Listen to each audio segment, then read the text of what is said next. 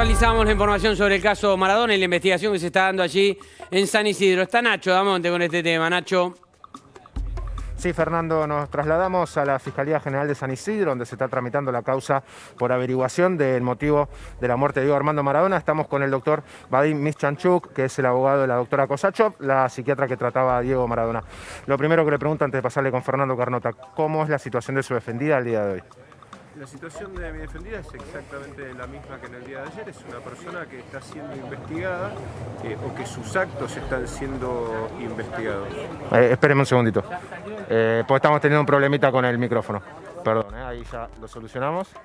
Ahí está, doctor, perdón, ¿nos decía? La situación de la doctora Kosachov es la misma que en el día de ayer. Es una persona que está en un proceso en el que se está investigando conductas que ella llevó adelante desde el punto de vista médico, y por eso está siendo investigada en esta causa en la que en principio podríamos decir que se investiga si existió una buena o una mala praxis médica. Muy bien, Fernando, te escucha el doctor Mischanchuk. Sí, doctor, buenas tardes. Gracias por acercarse a los micrófonos de La Nación. Pregunta, en este tipo de casos, yo sé que usted es un hombre experimentado en esta materia, en este tipo de casos, cuando se investiga responsabilidad profesional, la responsabilidad, ¿cómo se encadena? ¿Quién es más responsable o menos responsable? ¿Es más responsable el médico, en este caso Luque, más la psiquiatra? ¿Los enfermeros tienen igualdad de responsabilidad? ¿Cómo se encadena eso? Bueno, muy interesante. Primero, la responsabilidad en el fuero penal se analiza en forma individual. Primer punto, acá si bien hay un equipo y hay distintos integrantes, se analiza en forma individual y de acuerdo a las incumbencias de cada uno. Es decir, un enfermero tiene determinadas incumbencias, un médico tiene otras incumbencias, un médico psiquiatra tiene determinadas incumbencias y así sucesivamente. Entonces, primero, para empezar a analizar y para poder llegar a determinar si hubo o no responsabilidad de alguno de los integrantes de ese equipo, primero tenemos que saber cuál fue la causa de muerte. Por eso así empezó el expediente. La verdad es que la prudencia de la Fiscalía merece ser mencionada. Y así empezó el expediente, averiguación causales de muerte. Entonces primero hay que hacer una autopsia, hay que hacer un toxicológico, hay que hacer un histopatológico, que es el análisis microscópico de algunas vísceras, para determinar de qué se murió una persona, porque si una persona se murió de muerte natural, a ver, que no se me malinterpreten las palabras, pero si hay patología que pudo haber llevado a la muerte de esa persona por el transcurrir de ese proceso biológico, entonces no hace falta analizar la conducta de los profesionales que la asistieron. Entonces, primero se... Sí, decime.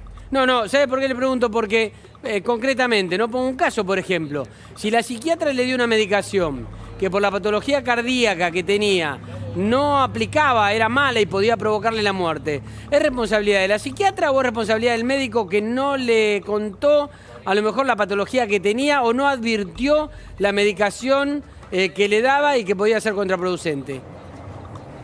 Bueno, a ver, es una pregunta muy en abstracto, así que la separo del caso concreto, pero sí, obviamente que ahí se analiza, apuntás muy bien vos. Si un médico le da una medicación a un paciente y esa medicación tiene un efecto letal sobre el paciente, habrá que ver qué información tenía ese médico del paciente y si la tuvo o no la tuvo y si tomó esa decisión con esa información valedera o no. Es decir, apuntás muy bien, se analiza casi microscópicamente la conducta de cada uno de los médicos según sus incumbencias y según, es muy importante esto que vos decís, según la información que tenía, porque a mí me ha pasado de intervenir en otros casos. No estoy hablando de este caso, repito, porque todavía falta mucho por hacer, pero a mí me ha pasado en otros casos donde se investiga a un psiquiatra, por ejemplo, en relación a su medicación y resulta que el paciente, sin avisarle al psiquiatra, de motus propio tomó otra medicación, entonces ese cóctel medicamentoso tuvo un resultado nocivo para la salud, no siempre la muerte, pero digo, es decir, por eso vuelvo sobre esto. Hay que ver qué sabía cada uno de los médicos cuando indicaba la medicación, qué sabía sobre ese paciente y si tenemos certeza o no de si hubo una combinación con otra medicación. Eso es muy importante, por eso estas investigaciones hay que ser muy cautos. La necesidad de información de la gente en general y sobre todo tratándose de una persona como el señor Diego Maradona, las personas más trascendentes, famosas, queridas en todo el mundo, la necesidad de información es lógica, pero antes que cubrir la necesidad de información de la gente tenemos que pensar en los derechos de la intimidad de la persona, el resguardo a las personas que están vivas como sus familiares y el cuidado que hay que tener con el manejo de la información por cómo puede impactar en sus allegados, en sus familiares. Por eso siempre pido prudencia y cuando soy cauto al hablar no es que no quiero dar información, quiero dar información buena, quiero dar información limpia y no quiero perjudicar los derechos de nadie.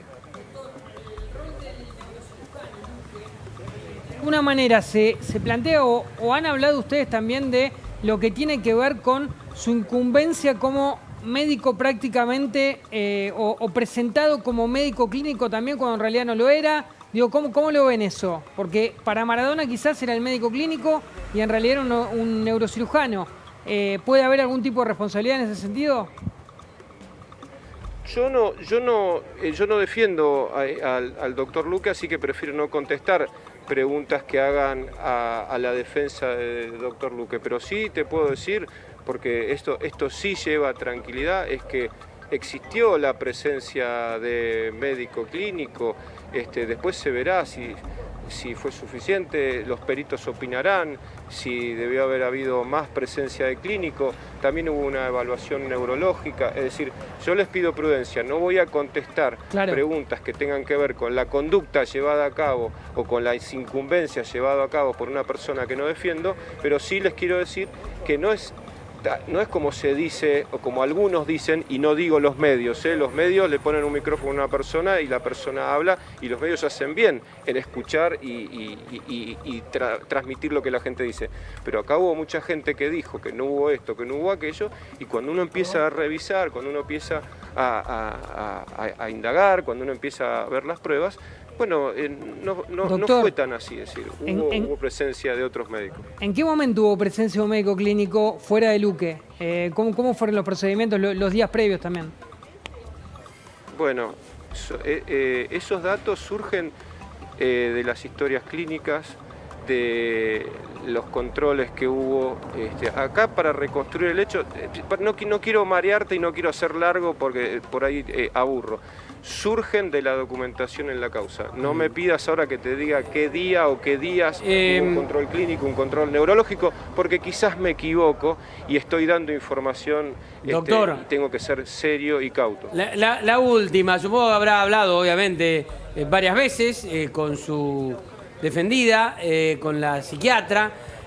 Ahora se está esperando el resultado de pericias toxicológicas ante la posibilidad de que Maradona, más allá de la medicación, haya consumido alguna otra cosa o la posibilidad, algún tóxico, alcohol, bueno, cosas que habrá que descartar cuando se conozcan los resultados. Ahora, de acuerdo a lo que tenía o el trato que tenía en esas últimas horas, en esos últimos días su paciente con Maradona, ¿daba el perfil de que estuviera recayendo en alguna de esas adicciones? No tengo elementos que me permitan contestarte esa pregunta de manera afirmativa. Bien, gracias. No, gracias a vos, Fernando. Gracias por el diálogo. Nacho, volvemos en cualquier momento. Gracias, Nacho. ¿Cómo no, Fernando? Hasta luego. Chao, hasta luego.